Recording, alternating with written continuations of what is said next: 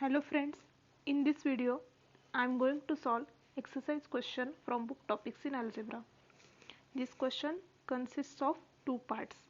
Part A is if H is a subgroup of G and A is an element in G, let AH A inverse is set of all elements of the type AH A inverse where H is in H.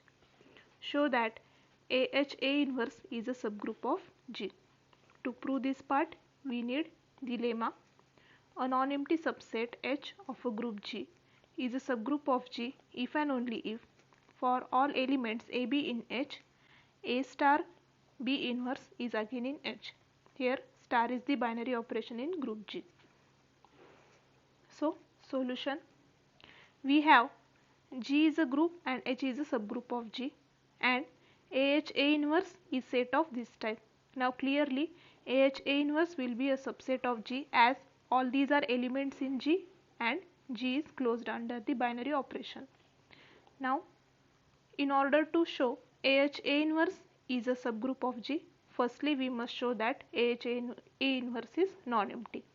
So for this, note that the identity element of a group G can be written as AE A inverse, and by definition AE A inverse will be an element of set AH A inverse.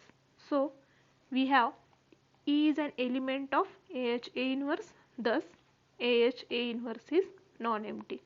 Now we can proceed further. Now consider two elements, say G1 and G2 in set AH A inverse, then G1 will be equal to A H1 A inverse and G2 will be equal to A H2 A inverse for some H1 and H2 in subgroup H. Then consider G1 dot G2 inverse, that will be equal to A H1 A inverse dot A H2 A inverse its inverse. In the following steps, LHS will remain as it is. Now RHS can be written as AH1 A inverse and this can be written as A inverse its inverse H2 inverse A inverse. This thing follows from Sokshue property. Now in the next step, A inverse and A inverse its inverse will be A. So this will be identity. So no need to write that, and we get A H1 H2 inverse its inverse. Now H1 H2 inverse will be some element, say H3 in H, since H is a subgroup. So we get G1 dot G2 inverse equals to AH3 A inverse. Then by definition, as AH3 A inverse is an element of set AH A inverse, so we get G1 dot G2 inverse will be an element of set AH A inverse. So by this lemma, AH A inverse will be a subgroup of G, and this proves part A. Now in part B, we have to determine the order of subgroup AH A inverse provided H is a finite subset of group G.